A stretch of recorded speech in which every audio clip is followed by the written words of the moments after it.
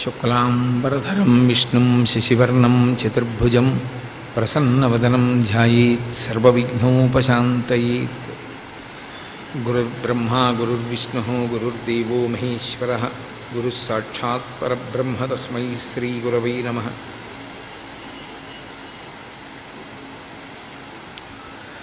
వ్యాసాయ విష్ణురూపాయ వ్యాసరూపాయ విష్ణవే నమో వై బ్రహ్మనిధయే వాసిష్ఠాయ నమో నమః. కూజంతం రామ రామేతి మధురం మధురాక్షరం ఆరుహ్య కవితాశాఖాం వందే వాల్మీకికోకిలం.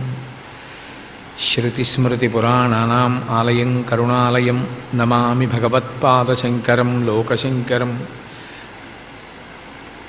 వాగర్ధావివ సంపృక్తౌ వాగర్ధప్రతిపత్తయే జగతః పితరౌ వందే పార్వతీపరమేశ్వరౌ. సూక్తిం సమగ్రయతున స్వయమేవ లక్ష్మీః శ్రీరంగరాజమహిషీమధురైః కటాక్షైః వైదగ్ధ్యవర్ణగుణగుంభనగౌరవైర్యాం కండూలకర్ణకుహరాः కవయోధయంతి. హైమోర్ధ్వపుండ్రమజహన్మకుటం సునాసం మందస్మితం మకరకుండలచారుగండం బింబాధరం బహుళదీర్ఘకృపాకటాక్షం శ్రీవేంకటేశముఖమాత్మనిసన్నిధత్తాం. విమలపటి కమలకుటి పుస్తకరుద్రాక్షసస్తహస్తపుటి కామాక్షి పక్ష్మలాక్షి కలిత విపంచి విభాసి వైరించి మనోజవం మరుతతుల్యవేగం జితేంద్రియం బుద్ధిమతాం వరిష్టం వాతాత్మజం వనరయూధముఖ్యం శ్రీరామదూతం శిరసా నమామి. ఆపదామపహర్తారం దాతారం సర్వసంపదాం లోకాభిరామం శ్రీరామం భూయో భూయో నమామ్యహం. హరి ఓం. పరమేశ్వర స్వరూపైన సభకి నమస్కారం. మీరు క్షేమకరమైనటువంటి వస్తువుని నిర్ణయం చేసుకోవాలి. మళ్ళీ ఇందులో ధ్యానమునందు కామ్యం ఉంటుంది. అంటే ఏదో ఆ తాత్కాలికంగా ఒక ప్రయోజనాన్ని ఆశిస్తారు. నాకు ఈ ప్రయోజనం కలగాలి అని మీరు అనుకున్నారనుకోండి, అప్పుడు దీని మీద ధ్యానం చెయ్యండి అని శాస్త్రవాక్కు ఉన్నది. అమ్మవారిని 4 భుజములు ఉన్నటువంటి అమ్మవారిగా ధ్యానం చేస్తే ఒక్క 5 నిమిషాలు మీరు మనసు పెట్టి 5 నిమిషాలు ఏమిటి, కామకోటి పీఠాధిపతుల నిర్ణయం ఏమిటంటే పరమేశ్వరుడి పాదముల యందు ఎడతెగకుండా నూనె పాత్రలోంచి నూనె పాత్రలోకి తైలధార పడినట్టుగా తెగకుండా కలియుగంలో 18 సెకండ్లు నిలబెట్టగలిగితే వాడు ముముక్షువు. 18 సెకండ్లు నిలబడదు కలియుగంలో, అంత కష్టం. కలి ప్రభావం అలా ఉంటుంది. మీరు క్షేమ వస్తువుని నిర్ణయం చేసి ఈ కారణానికి దీని మీద నువ్వు మనసు నిలబెట్టి ఉండవలసి ఉంటుంది అని మీరు అన్నారనుకోండి, ఏకాగ్రత. ధ్యానం అనగా ఏకాగ్రత. మీరు దాన్ని బాగా పట్టుకున్నారనుకోండి, పట్టుకుంటే ఏమవుతుంది అంటే అది క్షేమకరమైన వస్తువు అయినప్పుడు అది అణిగిపోతుంది మనసు. అది పైకి ఉద్భుతం అవ్వదు, లేవదు. పొంగడము లక్షణం ఉంటుంది, కుంగడము లక్షణం ఉంటుంది. పాలు చూడండి పొంగుతాయి ఎప్పుడు అగ్ని తగిలితే, నీళ్లు తగిలితే అడుక్కెడతాయి. మనసు విషయంలో క్షేమకర వస్తువు అని గుర్తేమిటో తెలుసా? ప్రశాంతతలోకి వెళ్ళిపోతుంది. అంటే అంత ఉన్మాదాన్ని వదిలిపెడుతుంది, వదిలిపెట్టి వెనక్కి పెడుతుంది. లోకంలో అత్యంత క్షేమకరమైన వస్తువు ఏది అంటే ఒక్క పరమేశ్వరుడే, ఒక్క భగవానుడే. అందుకే ధ్యానమునకు అత్యంత యోగ్య వస్తువు ఏది అంటే ఒక్క పరమేశ్వరుడే. పరమేశ్వర దర్శనమును ధ్యానమునందు మనసుకి మీరు ఇవ్వగలిగితే జన్మ పరంపరలు తగ్గిపోతాయి, ప్రశాంతపడడం అలవాటు అవుతుంది. పునఃపునః మీకు ఎప్పుడు కావాలంటే అప్పుడు పట్టుకోవడం దానికి అలవాటు చేసేసారనుకోండి, అది మళ్ళీ మళ్ళీ మళ్ళీ మళ్ళీ వెళ్ళి భగవంతుని యొక్క పాదములు పట్టుకుంటోందనుకోండి, ఎంత పట్టుకుంటుందో అంత గొప్పదవుతుంది. అయితే ఇందులో ఉన్న లక్ష్యం ఒకటి మీకు నేను చెప్తాను చూడండి. దీన్ని కొంచెం మీరు జాగ్రత్తగా పట్టుకోవాల్సి ఉంటుంది. అసలు నిజానికి ధ్యానము అన్నది చాలా పెద్ద విషయం. నేను మిమ్మల్ని భగవంతుని యొక్క కుడిపాదమును చూడు అని నేను అన్నాను అనుకోండి, మీరు ముందు ఇలా కూర్చోగానే ధ్యానంలో కుడిపాదం చూడు అని నేను అనగానే అది మడిచుకునుందా కింద పెట్టుందా అని అడుగుతారు. ఆయన నాలా ఆసనం వేసి కూర్చున్నాడు అనుకోండి, ఆయన కుడిపాదం పూర్తిగా కనపడుతుందా? పాదం యొక్క అడుగు భాగం కనపడుతుందా? కనపడదు. ఆయన పాదపీఠం మీద 2 పాదాలు పెట్టాడా, ఒక్క పాదమే పెట్టి ఉన్నాడా? ఎలా ఉన్నాడు నాకు చెప్పండి అని అడుగుతారు. మీకు నేను ఒక భద్రమైన మూర్తిని తీసుకొచ్చి ఇచ్చాను అనుకోండి, ఇదిగో పాదం చూడు. బాగా పాదం కనపడేటటువంటి మూర్తి ఏమిటో తెలుసా? అసలు చిన్న అలంకారం కూడా లేకుండా, ఒక తులసి దళం కూడా లేకుండా మీరు అమాంతం ఇలా వెళ్ళి ఇలా 2 చేతులతో పట్టేసుకుని మీ తల పెట్టేయడానికి యోగ్యమైనటువంటి రీతిలో అంత శాంతంగా అంత ప్రశాంతంగా కూర్చుని పాదం మీకు దొరికేటటువంటి ఏకైక మూర్తి ధ్యానమునకు యోగ్యమైన వాడు దక్షిణామూర్తి. దక్షిణామూర్తి స్వరూపం దొరుకుతుంది. కానీ మీరు దక్షిణామూర్తి పాదం పట్టుకోండి, దక్షిణామూర్తి పాదాన్ని ధ్యానం చేయండి అన్నాను అనుకోండి, మీరు వెంటనే ఓ ప్రశ్న వేస్తారు. ఆయన కుడిపాదం కింద పెట్టి ఎడంకాలు తొడ మీద వేస్తారా, ఎడంకాలు కింద పెట్టి కుడిపాదం ఎడమ తొడ మీద వేస్తారా? మాకు చెప్పండి, దాన్ని బట్టి పట్టుకుంటూ ఉంటారు. ఎందుకని? కుడిపాదం కింద పెట్టాడు అనుకోండి, ఇటువైపుకి అంటే ఎడం వైపుకి ఉన్నటువంటిది బొటన వేలు అవుతుంది. ఎడమ పాదం కింద పెట్టాడు అనుకోండి, కుడివైపుకున్నది బొటన వేలు అవుతుంది. అప్పుడు పాదం యొక్క స్వరూపం మారిపోయిందా లేదా? ఒకదానికొకటి మీరు ధ్యానం చేశారనుకోండి, అవకతవకల కింద ఉంటుంది అసలు ఆ ధ్యానం. అంటే మీకు ముందు అసలు ఏ పాదం కింద పెడితే ఎలా ఉంటుందన్న దాని మీద మనసు పట్టుకోవడం నేర్చుకోవాలి. ఆ పాదాన్నే చూడండి అని నేను అన్నాను అనుకోండి, దాని లక్షణం ఏమిటి? కదలిక మనసుది. కాబట్టి అది ఏం చేస్తుందంటే కదిలిపోతుంది. పాదం చూడు అంటే చూస్తున్నాను అంటే, పిల్లలు చూడండి, బండ పిల్లలు ఉంటారు, చదువు అన్నారు అనుకోండి, చదువుతున్నాను అంటాడు, ఇలా ఉంటాడు. మీరు అక్కడ కూర్చొని చూస్తున్నారు అనుకోండి, వాడు ఇలా పడిపోతాడు. నువ్వు కునుకుతున్నావు అంటే నేనేం నిద్రైపోవట్లేదు, కొంచెం దగ్గరగా చూశాను అంటే బుకాయిస్తాడు. మనస్సు కూడా ఖచ్చితంగా అలాగే బుకాయిస్తుంది. చూస్తున్నాను కదా అంటే, మీరు ఎప్పుడైనా పరిశీలించండి, మీరు పక్క మనిషితో మాట్లాడినట్టు ఉంటుంది మీ మనస్సుతో మాట్లాడడం. అందుకే త్యాగరాజస్వామి కీర్తనలు మనస్సుతో మాట్లాడుతూనే ఉంటాయి. అన్ని కీర్తనలు, చాలా కీర్తనలు ఆయన మనస్సుతోనే ఆయన మాట్లాడతారు. ఎక్కడ మాట విందో అక్కడ పొగుడుతారు, ఎక్కడ మాట వినలేదో దిక్కుమాలిందానా నీ వల్ల నాశనం అయిపోతున్నానని తిడతారు. కారణం ఏమంటే మన ఏవ మనుష్యాణం కారణం బంధమోక్షయోహో, ఆ మనస్సే బంధనమునకు కానీ మోక్షమునకు కానీ కారణం. కాబట్టి ఇప్పుడు మీరు ధ్యానమునందు మొట్టమొదట ఒక మినహాయింపు తెచ్చుకోవాలి. కదిలిపోవడం దాని లక్షణం కాబట్టి మొట్టమొదట ధ్యానం నేర్చుకునేటటువంటి వాళ్ళు అది కొద్దిగా కదలడానికి మీరు అవకాశాన్ని దానికి ఇవ్వాలి. అసలు ఏకాగ్రత అన్నారు కదండి, ధ్యానం కదండి, అందుకని నేను కదలకుండా అలాగే దృష్టి పెడతానండి అన్నారనుకోండి. కొంతమంది ఏమంటారంటే మనసు యొక్క కదలిక లాపుట అంటారు. నీ తరమా, అది సంకల్ప వికల్ప సంఘాతం, అది చటుక్కున పారిపోతుంది, విసిగెత్తిపోతాడు. 4వ రోజు కనపడతాడు, ఎంతవరకు వచ్చింది ధ్యానం, డబ్బే మానేశానండి, అదేం వింటలేదు మనసు. మీరు స్టాక్ క్వశ్చన్ అంటారు ఇంగ్లీష్లో. మీకు ఎప్పుడు అడిగే మాట ఏమిటో తెలుసా అండి? మనసు నిలబట్టలేదు, ఏం చేయాలండి అంటారు. మనస్సు నిలబడిపోతే ఇంకెందుకు, నిలబట్టలేదని తెలుసుకోవడమే మొదటి విజయం. అసలు మీరు పరిశీలించారని గుర్తు. ఇప్పుడు మీరు మనసు కదలడానికి కొద్దిగా అవకాశాన్ని మీరు మంజూరు చేయాలి. కదులు, ధ్యానంలో నువ్వు కదలడాన్ని నేను అంగీకరిస్తున్నాను, కదులు అనాలి. అందుకే మహానుభావులు రుణపడిపోయిందండి జాతి. పరమేశ్వరుడే శంకర భగవత్పాదులుగా ఈ భూమి మీద నడయాడాడు. ఆయన ధ్యానమునందు మనసు కదలడానికి యోగ్యమైన రీతిలో కదులుతున్న మనసుతో కదులుతున్నటువంటి వస్తువుని కదలికలతో పట్టుకొని కదలికలు లేకుండా నిలబడిపోవడం నేర్పారు. ఆయన శివానంద లహరిలో ఒక శ్లోకం చేశారు. అందులో ఆయన అన్నారు, కదావాత్వాం దృష్ట్వా గిరిశతవ భవ్యాంఘ్రియుగళం గృహీత్వా హస్తాభ్యాం శిరసి నయనే వక్షసి వహన్.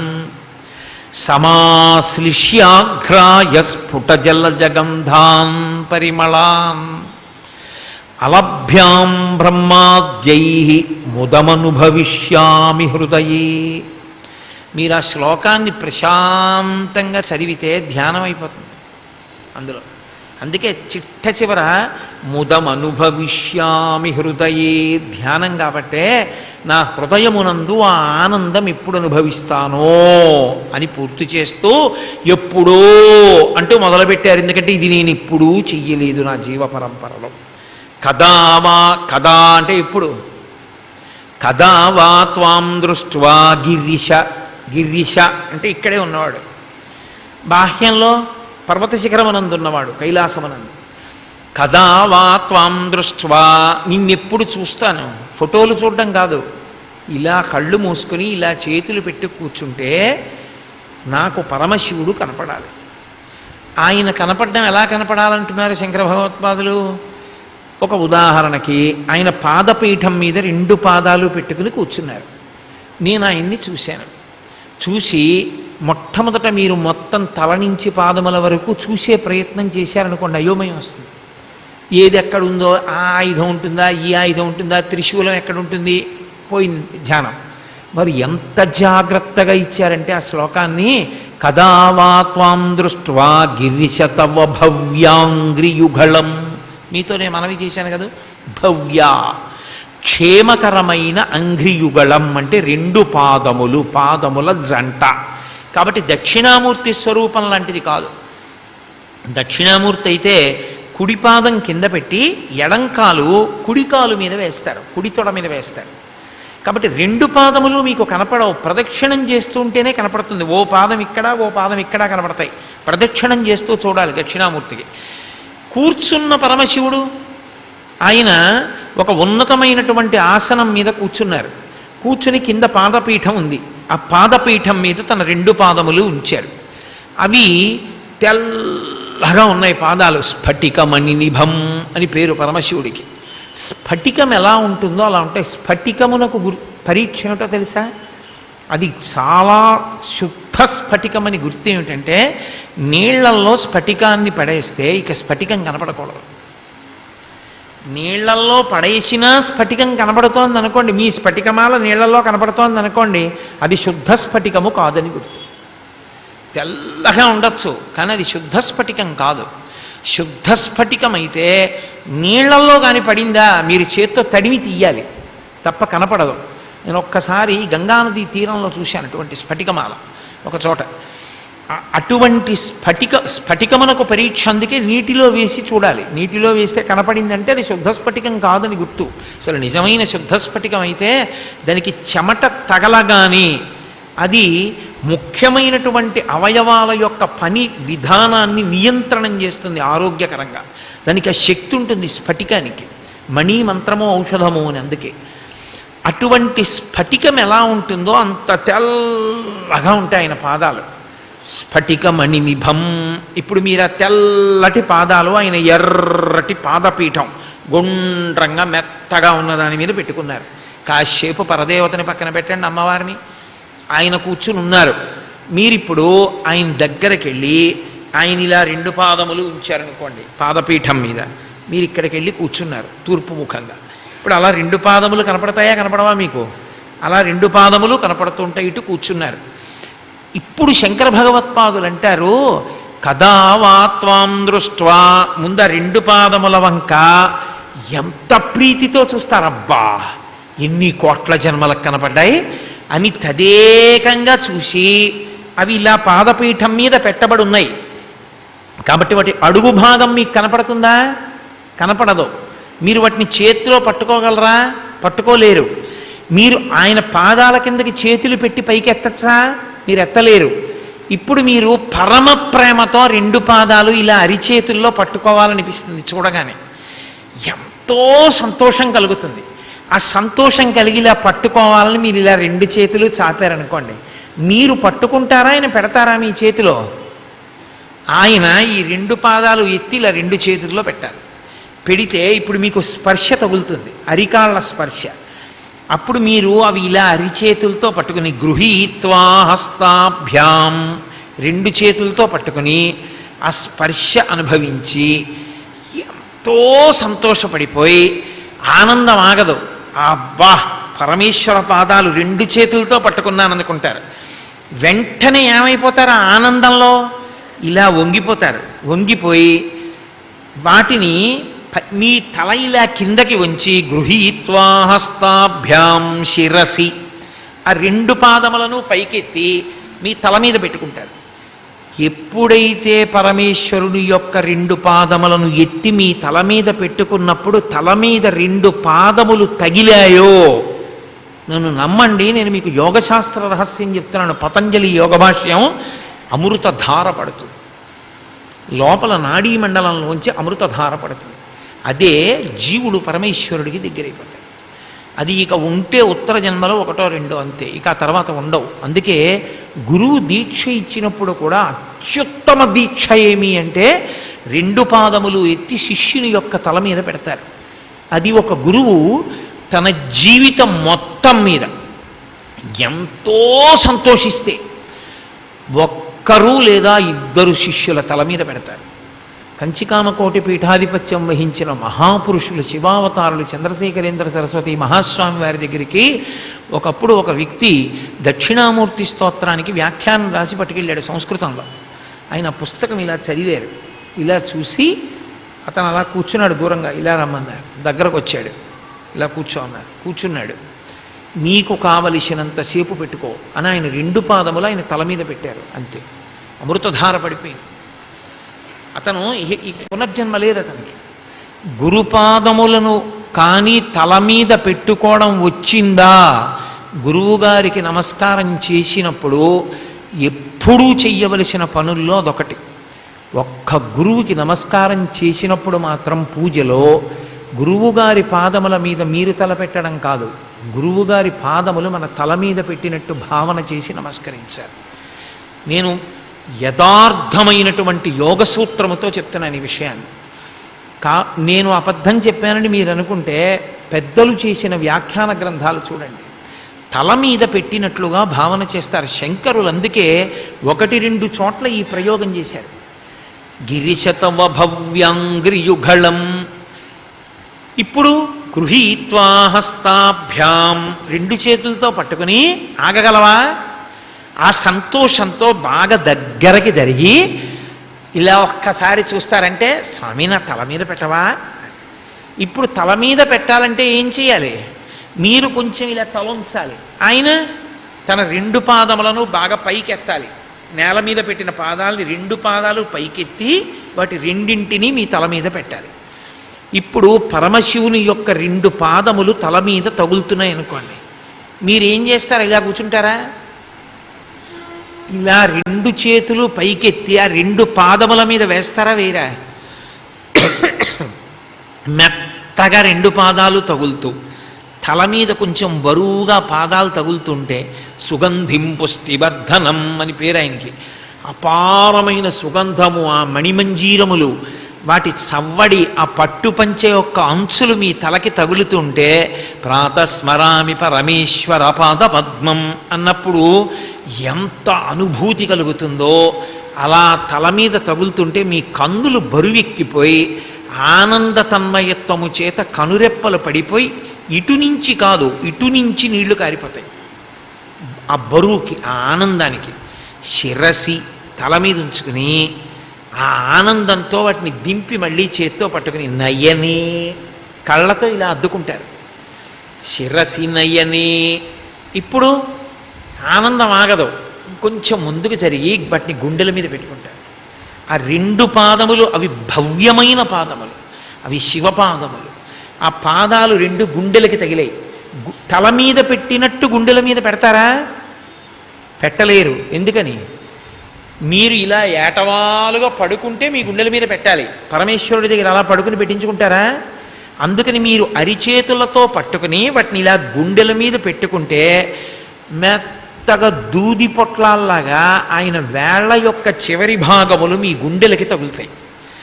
వక్షసివహన్, ఆ ఇలా గుండెల మీదకి పెట్టుకుని వహన్ కాసేపు అలా ఉంచుకుని ఆ వేళ్ల చివరి భాగములు గుండెల మీద తగులుతూ ఉంటే పొంగిపోయాడు. ఇప్పుడు అలా ఈశ్వరుడు ఎంతసేపు ఎత్తి పెట్టుకుంటాడు? ఇబ్బంది కదూ. మళ్ళీ నేల మీదకి దింపేశాడు. ఆగగలరా మీరు ఆనందంలో? సమాశ్లిష్యాఘ్రాయ, రెండు చేతులతో గట్టిగా కౌగిలించేసుకున్నారు. ఎందుకని? ఇక విడిచి ఉండలేను ఈశ్వర, కొన్ని కోట్ల జన్మలు దూరం అయ్యాను, ఇక ఆ పాదములను తల మీద పెట్టుకుని ఆ వైభవం అనుభవించిన తర్వాత ఇక ఉండలేను. అందుకని సమాశ్లిష్యాఘ్రాయ, గట్టిగా రెండు కాళ్ళు పట్టుకుని ఆయన రెండు పాదముల మీద తలపెట్టి ఉండిపోయారు. ఉండిపోతే ఇప్పుడు ఆ పాదాలు ఎలా ఉన్నాయట? స్ఫుట జలజగంధాన్ పరిమళాన్, బాగా అరవిరిసినటువంటి తామర పువ్వు ఎలా ఉంటుందో అలా ఉన్నాయి. పద్మానికి పాదానికి ఏమిటి సంబంధం అంటే, పద్మము తుమ్మెదని ఆకర్షిస్తుంది, మన మనస్సు తుమ్మెద. ఇది పంచేంద్రియములు మనస్సు అనేటటువంటి ఆరింటితో ఉంటుంది. అందుకని షట్పదము తుమ్మెద. షట్పది తుమ్మెద మీద వాలుతుంది, తుమ్మెద పద్మం మీద వాలుతుంది. పంచేంద్రియముల మనస్సుతో కూడుకున్నటువంటి ఈ షట్పదము పరమేశ్వరుని యొక్క పాదములనే పద్మం మీద వాలుతుంది. అందుకని ఆయన యొక్క పాదములనబడేటటువంటి విచ్చుకున్న తామర పువ్వులో ముఖం పెట్టాడు. పెడితే ఆయన రెండు పాదముల మీద ఇలా తలబెడితే ఆ పాదాలు ఏమైనా నా పాదాలు లాంటివా, మీ పాదాలు లాంటివా? అవేం దుర్వాసనతో ఉండే పాదాలు కావవి. అది లింగ పురాణంలో వ్యాస భగవానుడు వర్ణన చేస్తాడు. పరమశివుని యొక్క స్వరూపం అంటే ఎలా ఉంటుంది అంటే, అది ఘృతరీతి ఘనీభూతం సచ్చిదానంద విగ్రహం అంటాడు. రాశీభూతమైనటువంటి పోతపోసిన నీతితో చేసిన ముద్దలా ఉంటాడు ఆయన. అవి తెల్లవారి లేచి సప్తర్షులు, పార్వతీదేవి మొదలైనటువంటి వారు ఆ పాదాలకి గంధం రాసి పారాణి పెట్టి దివ్యమైనటువంటి పుష్పముల చేత పూజ చేస్తారు. ప్రతిరోజు పరదేవత మోకాళ్ళ మీద వంది తన కస్తూరి తిలకం ఆయన పాదముల మీద ముద్రపడేటట్టుగా నమస్కారం చేస్తుంది. సౌందర్యలహరిలో శంకరాచార్యుల వారు అంటారు, అమ్మా నీ అవయవములన్నీ సున్నితమే కానీ నీ మోకాళ్ళు గరుకమ్మా అన్నారు. ఎందుకని అంటే భర్త కనపడినప్పుడల్లా మోకాళ్ళ మీద వంగి నమస్కరిస్తుంది, మోకాళ్ళు గొరికెక్కిపోయి. అమ్మా ఆ తల్లి యొక్క లలాటమునందు ఉన్నటువంటి ఆ కస్తూరి బొట్టుందే, కస్తూరి తిలకంచి తెందు విలసత్ప్రోద్భాసి పాలస్థలీం కర్పూర ద్రవమిశ్ర చూర్ణ కపురామోదోల్ల సద్వీటికాం లోలాపంగతరంగతైరితి కృపాసారైర్నతానందినీం శ్రీశైలస్థలవాసినీం భగవతీం శ్రీమాతరం భావయే అంటారు.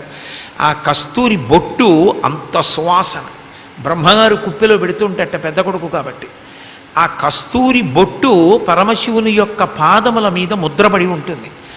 మీరు ఒక బాగా విరిసినటువంటి పద్మంలో ఇలా తల పెట్టారనుకోండి, మీరు ఎప్పుడైనా పెట్టి చూడండి కావాలంటే, పెద్ద తామర పువ్వు బాగా విచ్చుకున్న దాంట్లో ఇలా తల లోపలికి పెడితే మీకు 3 లక్షణములు కనపడతాయి. ఒకటి చల్లనితనం ఉంటుంది. పువ్వు లోపల, ఒక్క తామర పువ్వు లోపల నీటి బిందువులు ఉంటాయి, మిగిలిన పువ్వుల్లో వేడి ఉంటుంది.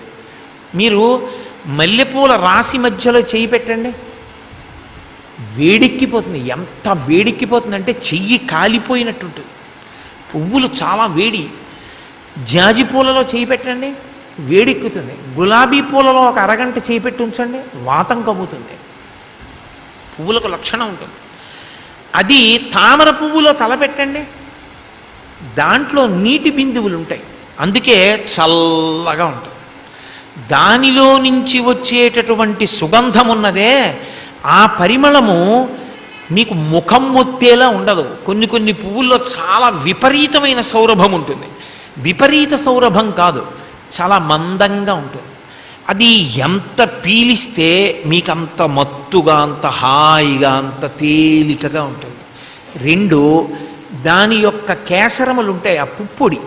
ఆ పుప్పొడి దాని చుట్టూ ఉన్నటువంటి దళముల యొక్క స్పర్శ పరమ సౌకుమార్యంతో ఉంటుంది.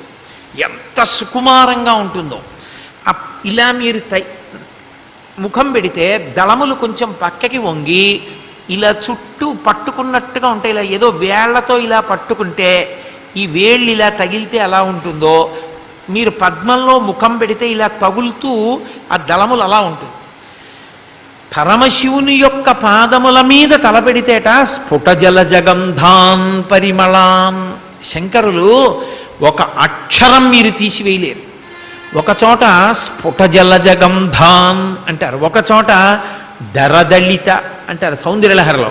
విచ్చుకుని విచ్చుకోకుండా ఉందంటారు అమ్మవారి కన్ను. అమ్మవారి కన్ను అని విచ్చుకుందనుకోండి, ఇక ఎవరు ఎదురుగుండా నిలబడలేరు, కోపంగా ఉందని గుర్తు. అమ్మవారి కన్ను మూసేసింది అనుకోండి, ఇక లోకం లేదని గుర్తు. ఎందుకంటే ఆవిడ కన్ను మూస్తే ఉన్మేష నిమిషోత్పన్న విపన్న భువనావళి, లోకాలు ప్రళయంలోకి వెళ్ళిపోయాయని గుర్తు. ఇలా తెరవకూడదు, ఇలా ముయ్యకూడదు. ప్రసన్నంగా ఉందని గుర్తు ఏమిటి? విచ్చుకుని విచ్చుకోకుండా ఉండాలి, ఇలా ఉండాలి కన్ను. ఉంటే ప్రసన్నంగా ఉందని గుర్తు. ప్రసన్నమూర్తిగా ఉంది అని చెప్పడానికి శంకరులు దరదళిత నీలోత్పల రుచా అంటారు సౌందర్యలహరిలో. ఇక్కడికి వచ్చేటప్పటికి స్ఫుట జల జగంధాన్ పరిమళాన్, బాగా విచ్చుకున్న తామర పువ్వు అంటారు. ఆ శంకరుని యొక్క పాదముల మీద ఇలా తలపెట్టి ఉండిపోతే ఆయన యొక్క పాదముల మీద పడి ఉండగా ఇక మిమ్మల్ని ఎవరు ఏమి చెనకుతారు? శివలింగాన్ని కౌగిలించుకుని ఉంటేనే మార్కండేయుడు ఒక మాట అన్నాడు, నేను పరమేశ్వరుణ్ణి ఆశ్రయించి ఉండగా నన్ను కాలుడేం చేస్తాడు? నన్నేం చేయలేడు. చంద్రశేఖరమాశ్రయే మమ కింకరిష్యతి వయ్యమః. నేను పరమశివుడి పాదములు పట్టుకుంటే యముడు నన్నేం చేస్తాడన్నాడు. మీరు పరమశివుని యొక్క పాదముల మీద తలపెట్టి పడుకుని ఆ పాదములకు అలదపడినటువంటి ఆ గంధము, ఆ పారాణి, ఆ పుష్పములు, పరదేవత నమస్కారం చేసినప్పుడు వంటుకున్న కస్తూరి, వీటి యొక్క సువాసనలను ఆఘ్రాణిస్తున్నారనుకోండి, అసలు మీరు ఎంత ఆనందంలో ఉంటారు. శంకరాచార్యులు వారు అన్నారు, అలభ్యాం బ్రహ్మాద్యైహి. ఈ ఆనందం ఉన్నదే ఇది చతుర్ముఖ బ్రహ్మకి కూడా దక్కేది కాదు అని. అలభ్యాం బ్రహ్మాద్యైహి ముదమనుభవిష్యామి హృదయే. అటువంటి ఆనందము నా హృదయమునందు నేను ఇప్పుడు అనుభవిస్తాను అని అడిగారు. అంటే శంకరాచార్యుల వారు అనుభవించలేదనే దాని అర్థం. శంకరాచార్యుల వారు అనుభవించలేదని కాదు, మీరు అనుభవించలేదని కఠినంగా అన్నారు. ఓరి పిచ్చివాడా, ఆనందం ఆనందం అని నువ్వు తిరుగుతున్న ఆనందములన్నీ క్షణికములు, అవి సుఖములు, అవి బంధమహేతువులు, అవి దుఃఖహేతువులు, అవి శాశ్వతములు కావు. ఇదిగో ఈ సుఖమున్నదే ఇది శాశ్వత సుఖము. ఇలా ధ్యానం చేయడం నేర్చుకో. ఇది ఇందులో మీరు ఒక విషయం గమనించి ఉంటారు. మీరు మనసుని ఒకే వస్తువు మీద నిలబట్టవలసినటువంటి అవసరం లేదు. పైగా మీకు ఆధార శ్లోకం ఒకటి ఉంది. మీరు ఎలా చూడాలి, ఎలా పట్టుకోవాలి అదేం లేదు. పక్కన కూర్చుని గురువుగారు మెల్లగా పరమశివుని యొక్క పాదములు పాదపీఠం మీద ఉన్నాయి, నువ్వు దగ్గరగా వెళ్ళి కూర్చున్నావు, తదేకంగా చూశావు, పరమ సంతోషంతో నమస్కారం చేశావు, 2 చేతులు చాపావు, ఆయన పాదములు ఎత్తి నీ చేతుల్లో పెట్టారు, నువ్వు స్పర్శ సుఖాన్ని అనుభవిస్తున్నావు, ఎంత ఆనందంగా ఉందో.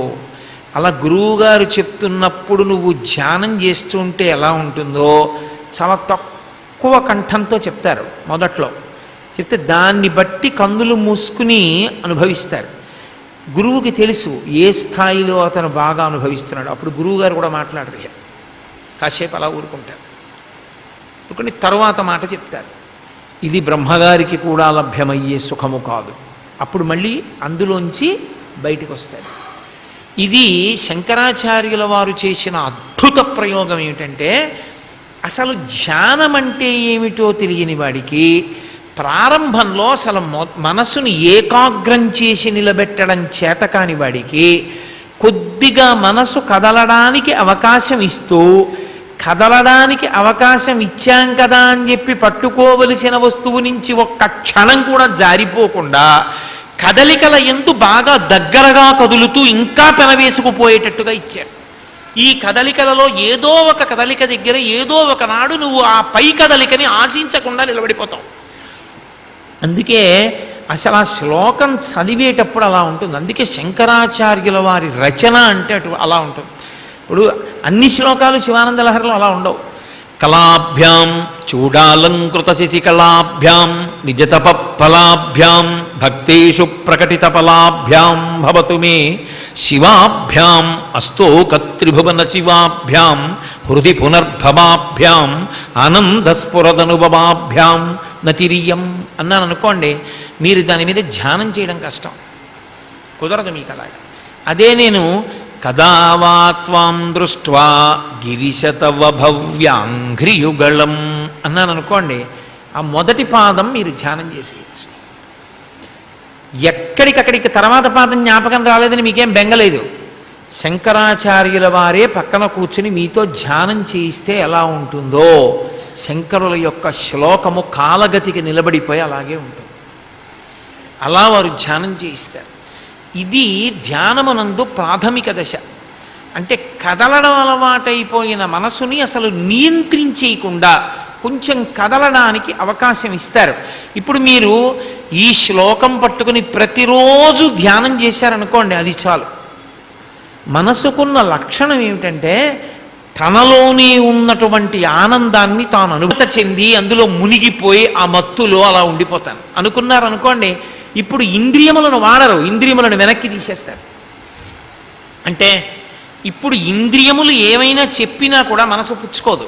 ఇది ఎలా ఉంటుంది అంటే రామకృష్ణ పరమహంస ఒక ఉపమానం చెప్తారు. ఒక వ్యక్తి చేపని పట్టుకుంటున్నాడు.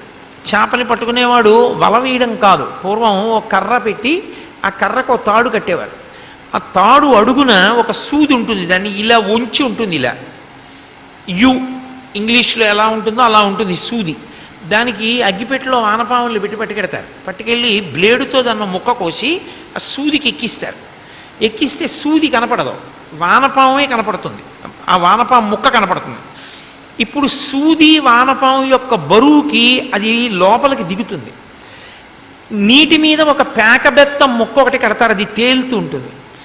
ఈ లోపల ఉన్నటువంటి సూది ఇలా ఉండి వానపాము తగిలించింది కదా, ఈ ఆ గ్యాలం వేసిన వ్యక్తి అలాగే కర్ర పట్టుకుని చూస్తూ ఉంటాడు. ఎందుకు చూస్తూ ఉంటాడంటే పేకబెత్తం నీటి మీద తేలుతున్నంతసేపు అలాగే కూర్చుంటాడు. చేప వస్తుంది నీళ్లలో, వచ్చి ఈ వానపామును చూస్తుంది. దానిలో సూది ఉందని దానికి తెలియక ఇది వానపాము కొరుకుదాం అనుకుని నోరు తెరిచి దాన్ని కొరుకుతుంది.